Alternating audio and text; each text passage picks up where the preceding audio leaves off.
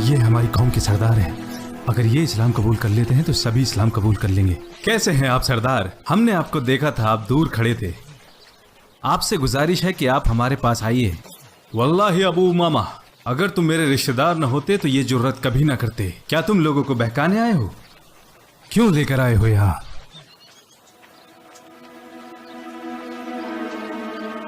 आप थोड़ी देर के लिए बैठे और मैं जो कहूं उसको सुने।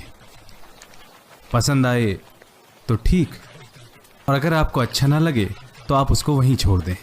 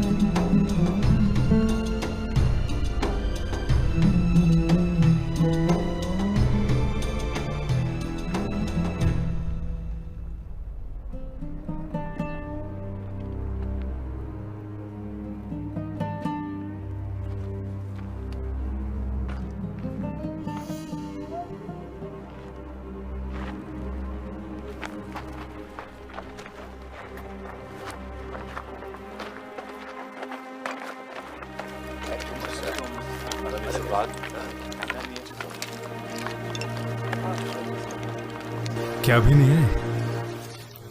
पता नहीं, अभी आए नहीं।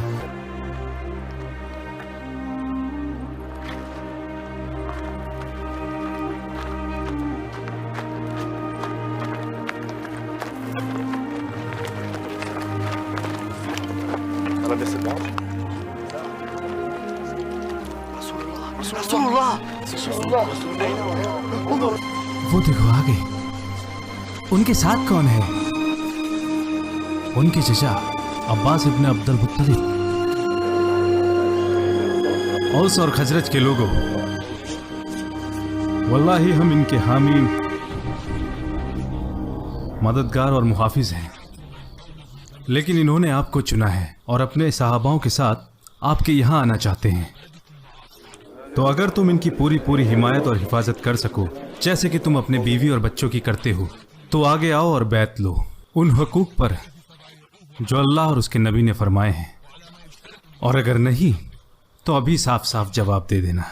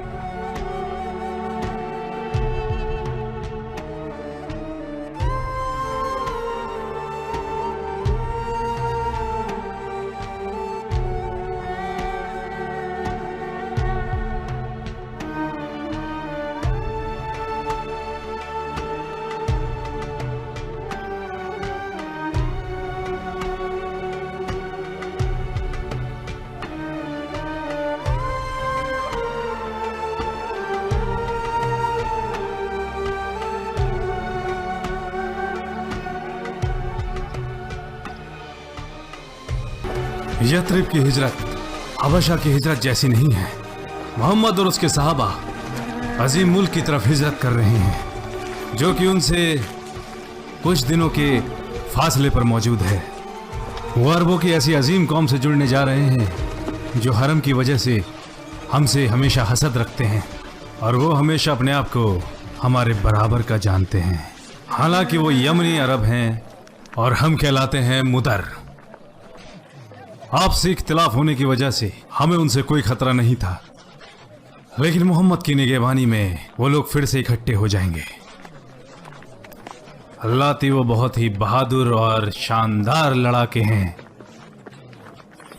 अब ये साफ हो गया है कि मोहम्मद ने अपने सहाबाओं को हिजरत करने का हुक्म दिया है ताकि वहां जाकर वो हमसे महफूज रह सकें।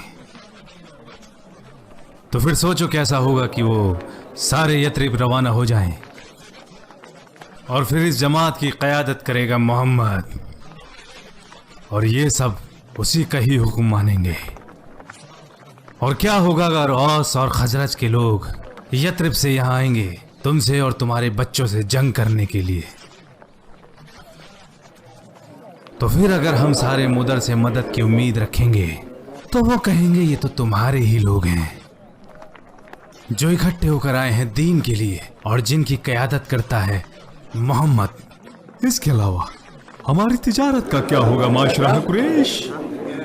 इस हिसाब से तो हमारी तिजारत पर भी खतरा छा जाएगा जो कि शाम से होकर गुजरता है। इसके अलावा मक्का का एक बहुत बड़ा तबका हमको छोड़कर जा चुका है, जिससे बड़ा नुकसान होगा। और इसके बाद हमें यथरिब में भी खरीदार नहीं मिलेंगे। और आप तो अच्छे से जानते ही हैं यथरिब के लोग तिजारत नहीं करते, वो तो किसान हैं और वो सारी खरीद फरोख्त हमारे साथ ही करते हैं। कभी सोचा है कि अगर वो दीन में हमारे खिलाफ हो गए तो हमारे पास कभी भी कुछ खरीदने के लिए नहीं आएंगे, फिर वो भी जल्दी हमारी तरह तिजारत करना शुरू कर देंगे। तुम खुद से क्यों नहीं पूछते कि इसकी नौबत क्यों आई? मैंने तुम्हें पहले भी इसका मशवरा दिया था कि मोहम्मद और अरब को छोड़ दो। अगर अरब ने मोहम्मद को खत्म कर दिया तो तुम्हारी मुराद पूरी, और अगर मोहम्मद कामयाब हुआ तो उसकी इज्जत तुम्हारी इज्जत होगी। लेकिन तुमने मेरी नसीहत को रद्द कर दिया। अब तुम्हारे मशवरों से लगता है कि कुछ भी ठीक नहीं हो रहा। हम सही रास्ते पर हैं। हम मोहम्मद और उसके सहाबा को हिजरत करने ही नहीं देंगे, चाहे हमें असले का ही सहारा क्यों न लेना पड़े। पहले हमें अपने लोगों से शुरुआत करनी है, उन्हें हिजरत करने से रोकना है। जो भी जाएगा उसका घर और सामान हमारे कब्जे में होगा। उसमें शामिल है माल, दौलत, जमीन, अजला।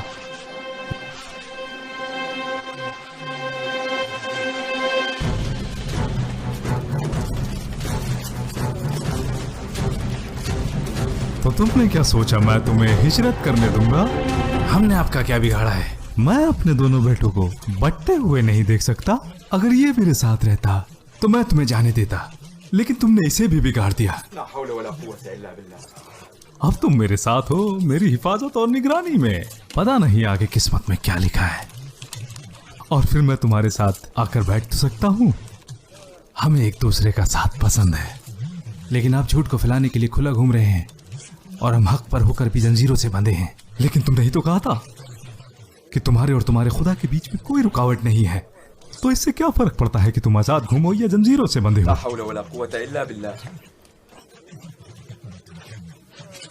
तुम्हें क्या बस यही कहना आता है? मुझे डर है कि अगर मैंने दुआ की तो वो आपके खिलाफ चली जाएगी। मजलूमों की दुआ अल्लाह के पास सीधे पहुंच जाती है। तुम्हें अपने अब्बा के बारे में जो कुछ भी कहना है कहो। फिर से आ गए। फिर से आना ठीक नहीं है।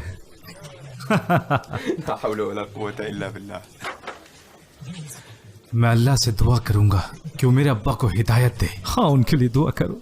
गलती मेरी है, मैंने कैसे उन्हें अपने ऊपर हावी होने का मौका दे दिया। आराम से भाई, क्या ये जंजीरें मुझे हिजरत करने से रोक सकती हैं? ये जंजीरें? हाँ, अगर तुम्हें अपना ख्याल नहीं है तो कम से कम मेरा तो ख्याल करो।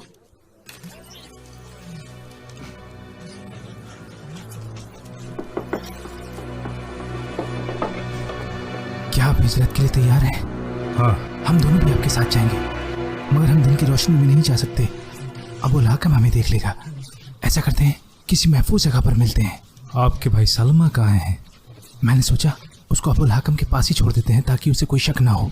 फिर जैसे ही वो मुतमईन हो जाएगा वो भी आ जाएगा इंशाल्लाह। ठीक है, हम बनी गफार घाटी में तनादो पेड़ के पास मिलते हैं इंशाल्लाह।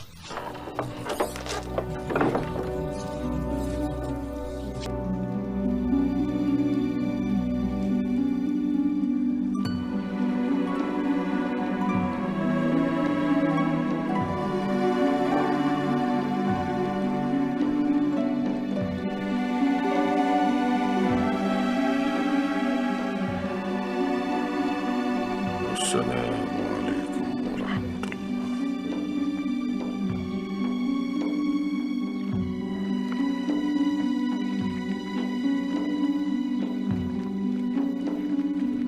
भद्दे चेहरे हैं ये, अल्लाह इन्हें गर्क कर दे। मैं होने जा रहा हूं मुहाजिर। जो कोई भी अपनी मां को रोते देखना चाहता है, या बच्चों को यतीम या बीवी को बेवा देखना चाहते हैं, वो मुझे उस पहाड़ी के पीछे मिले।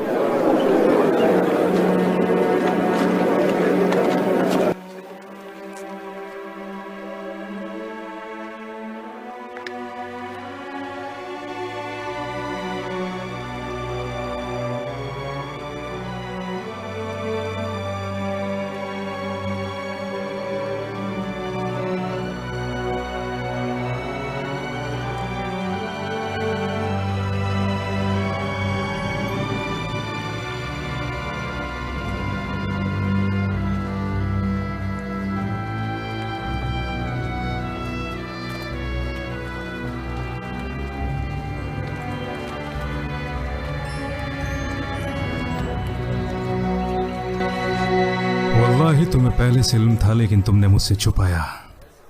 मेरे जीते जी तुम वहां नहीं जा सकते, लेकिन बहुत जल्द तुम्हारे लिए अच्छी खबर लाऊंगा। बहुत जल्द वो यहां तुम्हारे पास होगा।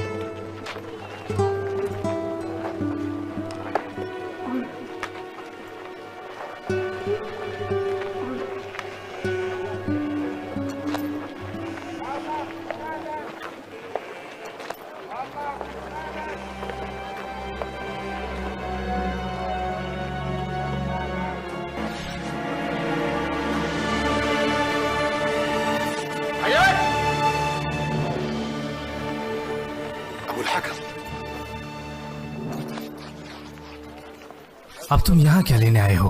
तुम्हें मालूम है कि मैं तुम्हारे साथ कभी वापस नहीं जाऊंगा, इसलिए अभी के अभी वापस चले जाओ। यहाँ तुम्हारा राज नहीं चलता। सुनो, तुम्हारी एक माँ है जो मेरी भी माँ है। वल्लाही मैं सिर्फ उसी के लिए आया हूँ। उनकी हालत ठीक नहीं है, तुम्हारे जाने से वो बहुत दुखी है। कसम ली है कि ना तो अपने बालों को बांधेगी और ना ही घर के अंदर कदम रखेंगी जब तक कि तुम्हें देख न ले। वाकई ऐसा कहा? हाँ वल्लाही। क्या कर रहे हो? वल्लाही ये तुम्हें सिर्फ यहाँ से वापस ले जाना चाहता है ताकि तुम्हें अपने दीन से फेर सके। इसकी चाल को समझो। वल्लाही आपकी माँ जरूर बालों को बांधेगी और मक्का में ज्यादा गर्मी होने पर वो अपने घर को भी जाएंगी। तुम्हें क्या हुआ है उमर? क्यों भाइयों के बीच में बोलते हो? ये मेरा भी भाई है। उमर मुझे ज्यादा अजीज है। ये बहस करने का वक्त नहीं है। मुझे जो कहना था मैंने कह दिया।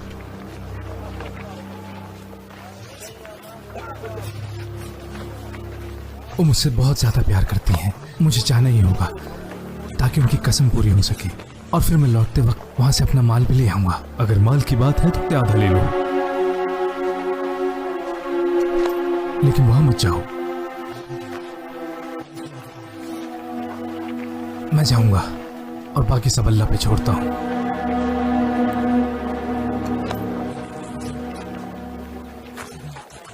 जाना ही चाहते हो? मेरी ऊँट पे ले जाओ, वो सबसे तेज है। उस पर सवार रहना, और अगर तुम्हें थोड़ा भी शक हो तो तुम बचकर आ सकते हो।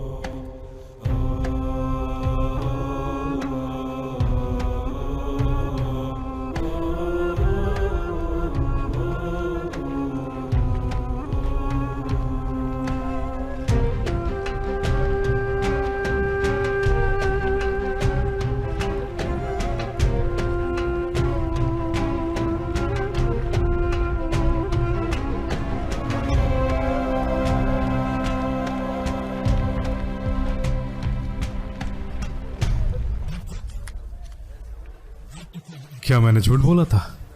तुमसे वादा किया था ना कि तुम्हें अच्छी खबर सुनाऊंगा और बहुत जल्द उसे तुम्हारे पास लाऊंगा। अब तुम दोनों साथ आ गए हो तो एक दूसरे का दिल बहलाओ। सही कहा, अब हम दोनों एक साथ हैं। तुम कितने सही थे उमर, कितना बड़ा अहमक हूं। अय्याश इब्न अबी रबिया कितना बड़ा अहमक।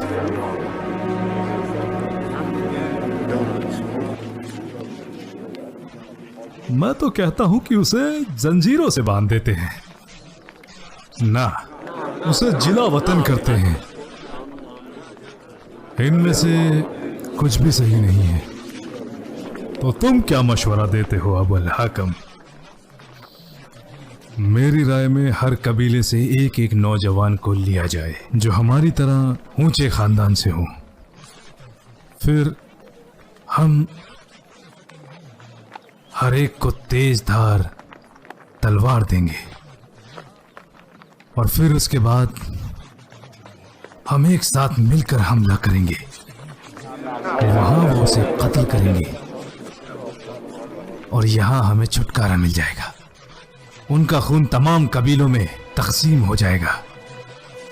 बनु अब्दे मुनाफ तमाम कबीलों से नहीं लड़ सकेंगे, तो मजबूरन खून बहा और मामला जुर्माने पर खत्म हो जाएगा।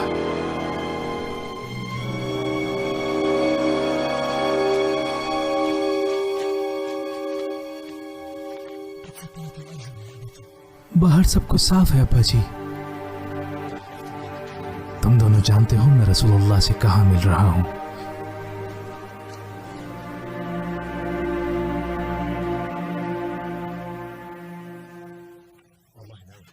वल्लाही कोई मुझे दुनिया भर की सोना भी दे दे तब भी मैं रसूलुल्लाह की सोहबत नहीं छोड़ूंगा।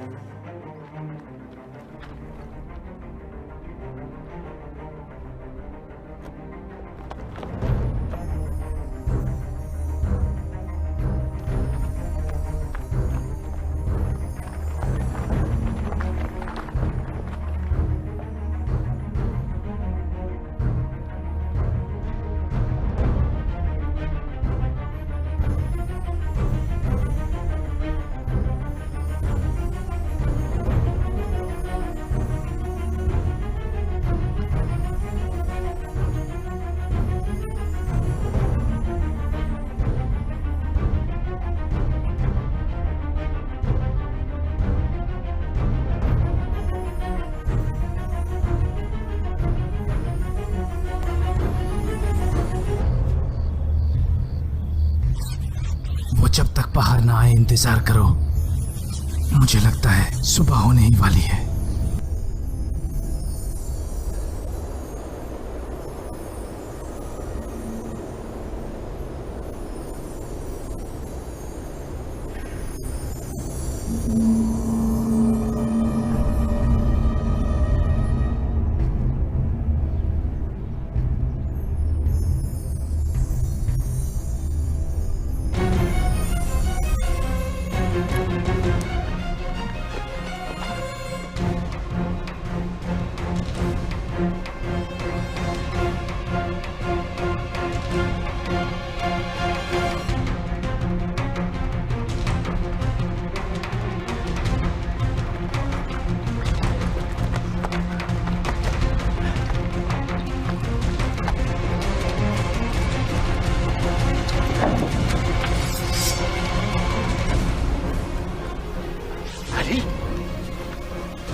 तुम्हें क्या लगा? मोहम्मद कहाँ है? कहाँ है मोहम्मद? कहाँ है मोहम्मद? मैं नहीं जानता, वो जा चुके हैं।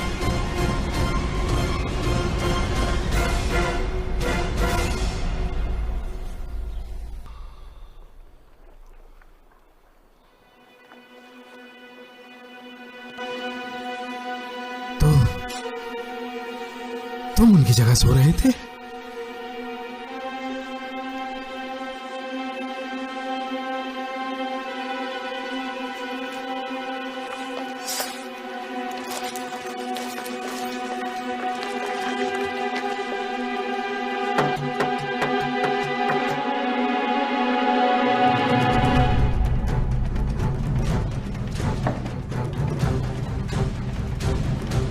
अबू बकर कहाँ है? मैं नहीं जानती वो कहाँ है।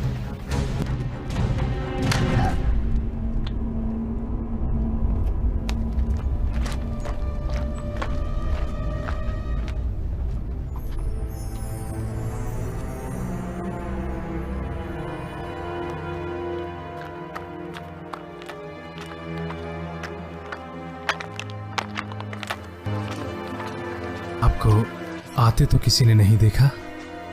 जल्दी करो, ये खाना ऊंट पर अच्छी तरीके से बांध दो। डर है कोई हमें देख न ले।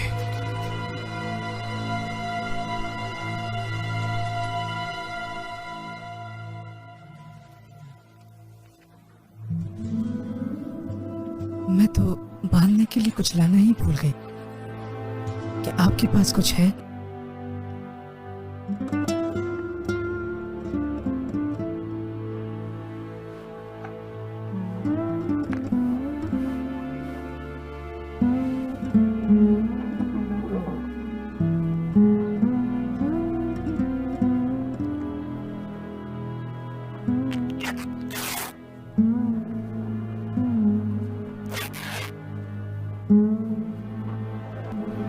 जो कोई भी उन्हें वापस लेके आएगा, मैं उसे 100 ऊँटनियां इनाम में दूंगा।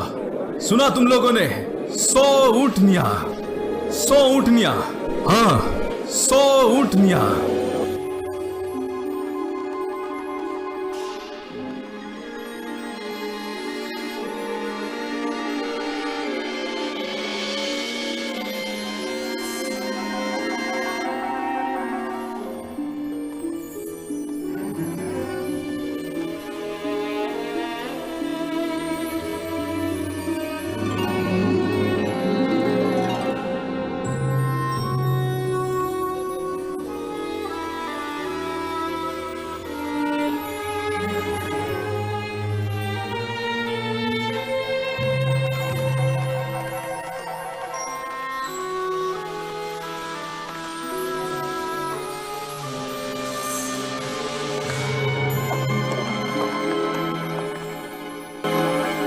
काबे की कसम, मिल गए।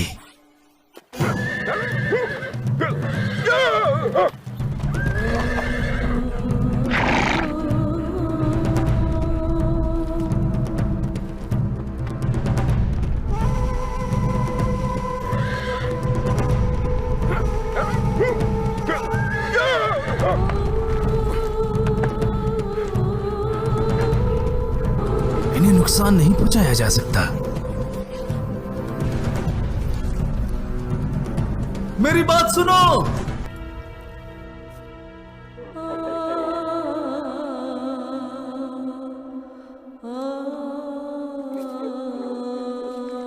मैं सुराका इब्ने मालिक हूं।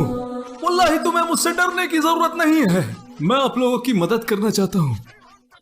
हमसे क्या चाहते हो? तुम्हारे लोगों ने तुम्हारे दोस्त के सर पर 100 ऊंटों का इनाम रखा है। मैंने सोचा इनाम मैं लूंगा, लेकिन मेरी समझ में आ गया है कि उन्हें नुकसान नहीं पहुंचाया जा सकता। मैं आप लोगों की मदद करना चाहता हूं। मेरे पास कुछ खाने और पीने का सामान है। अल्लाह ताला तुम्हें खुश रखे। बस हमारा हाल किसी पर जाहिर ना करना। बिल्कुल ठीक है। क्या कहोगे सुराका अगर तुम्हें फारस के बादशाह का लिबास पहनने को मिले? लिबास? फारस के बादशाह का? जब नबी ने आपको आते देखा तो मुझे हुक्म दिया ये बताने के लिए।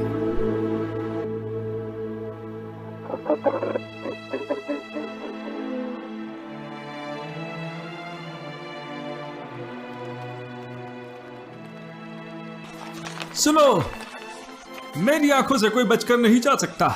मैं इस इलाके के चप्पे चप्पे से वाकिफ हूं।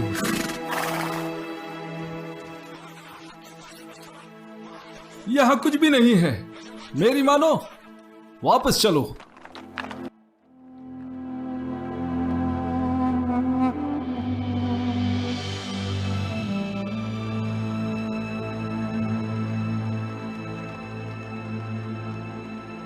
सुनो लोगों, मेरी बात सुनो। जिस किसी ने भी अपनी कीमती चीजें अमानत के तौर पर रसूल अल्लाह के पास रखी थी,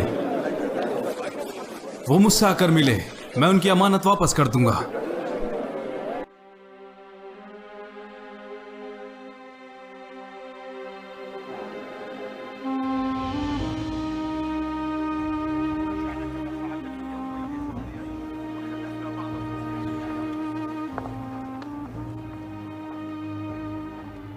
रसूल अल्लाह ने बड़ी देर कर दी। मैं जानता हूं आप अल्लाह की हिफाजत में हैं, इसलिए आपका कुछ गलत नहीं हो सकता। हम बड़ी देर से आपका इंतजार कर रहे हैं। सब कुछ वक्त पर होता है।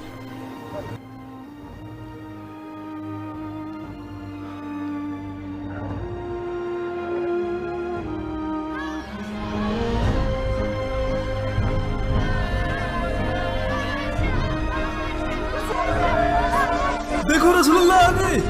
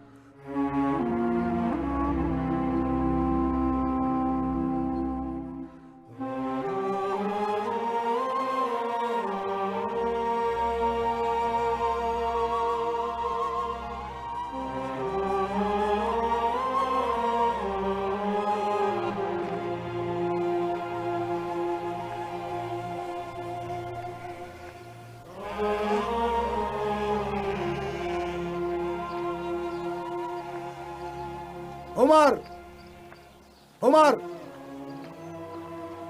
अली, रसूल अल्लाह के प्यारे हबीब और उनके भाई, आपको देखकर बड़ी खुशी हुई। अब हम सब एक जगह हैं। रसूल अल्लाह आपकी आमद पर सबसे ज्यादा खुश होंगे। मुझे वहां ले चलो। कहाँ है वो? वो कुबा में मस्जिद तामीर कर रहे हैं। मैं भी वहीं जा रहा हूँ। मस्जिद? हाँ, ये पहली मस्जिद होगी जहां हम इकट्ठे नमाज पढ़ेंगे और किसी का डर नहीं होगा।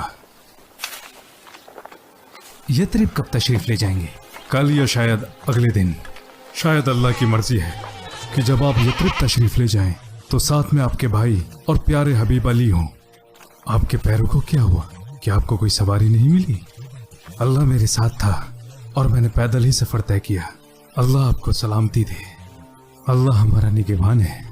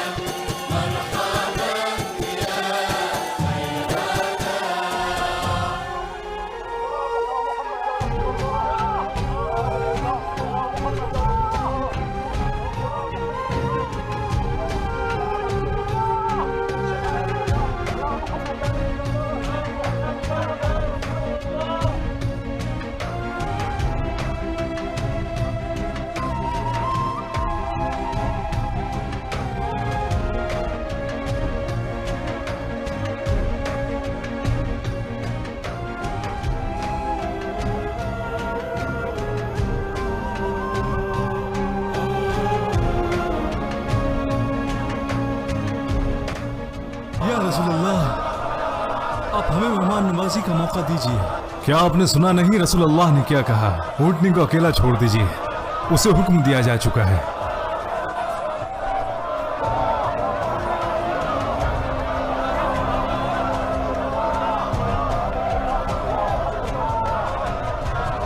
या रसूलल्लाह, आप हमें मौका दीजिए। हमारी कौम आपकी खिदमत करना चाहती है, हम आपका भरपूर ख्याल रखेंगे। रसूलल्लाह ने हुक्म दिया है, ये ऊँटनी अब वहीं रुकेगी जहां अल्लाह चाहता है, तो इसको आप अकेला छोड़ दें।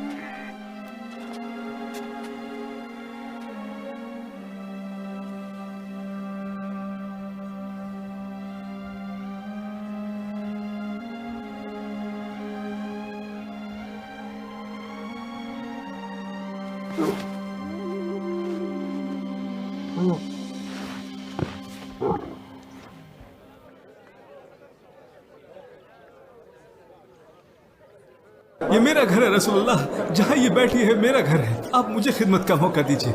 मुबारक हो अबा अय्यूब, अल्लाह ने आपको रसूलल्लाह की मेहमान नवाजी का मौका दिया है। अल्लाहुम्मा लकल हम्द।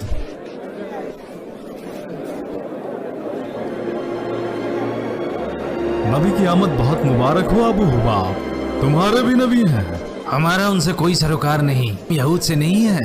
तुम लोग तो कब से बोलते आ रहे हो कि नबी का जमाना आने ही वाला है, और फिर जब वो आएंगे तो उनको मानोगे और हुकूमत करोगे। क्या ये सच नहीं था? नबी हमारे बीच से होगा, कहीं और से नहीं। सुना तुमने? मूसा की कसम, अगर ये इंसान सारी निशानियां भी पेश कर दे, हम इनकार कर देंगे, हम भी नहीं मानेंगे। ठीक कहा। हालांकि हम दोनों का दीन अलग है अबू हुबाब। जो भी अपने दीन के एतबार से कहता है, हमें उसकी मुखालिफत करनी है। इसके दीन से तो कहीं अच्छा तुम्हारा दीन है, लेकिन दुनियावी एतबार से हम इसका दीन मानेंगे, मगर दिल से हम अपने ही दीन को मानते हैं, और ये बात हम किसी पर जाहिर नहीं होने देंगे।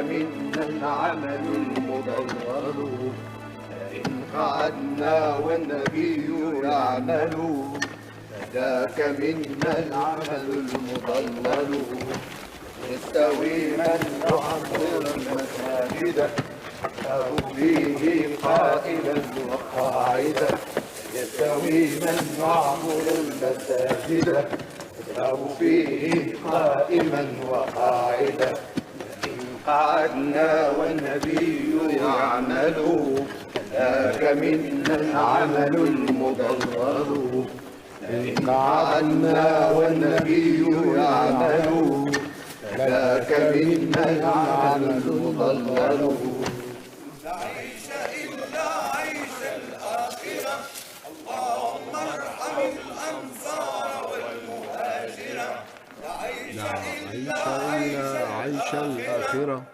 اللهم ارحم الأنصار والمهاجرة إن قعدنا والنبي يعمل ذاك منا العمل المضلل لئن قعدنا والنبي يعمل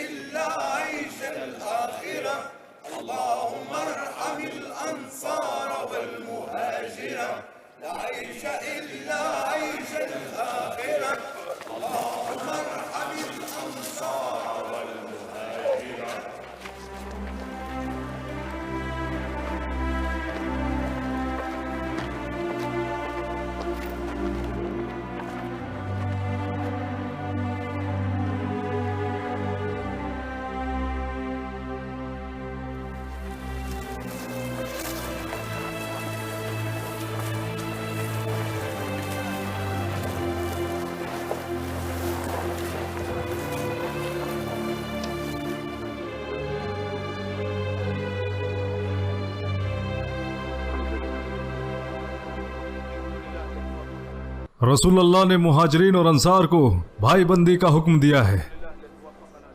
हर एक अंसार हर एक मुहाजिर का भाई है। जरूरत के वक्त एक दूसरे के मददगार और मुसीबत के वक्त एक दूसरे के गमगुसार व तसल्ली देने वाले हों। सिवाय मौत के कुछ और हमें जुदा ना करे। जैसा आप अपने लिए सोचते हैं वैसा अपने भाई के लिए भी सोचें। तंगी हो या खुशहाली एक दूसरे की मदद करें ताकि आखिरत में भी अल्लाह ताला हम सब भाइयों को जन्नत नसीब फरमाए।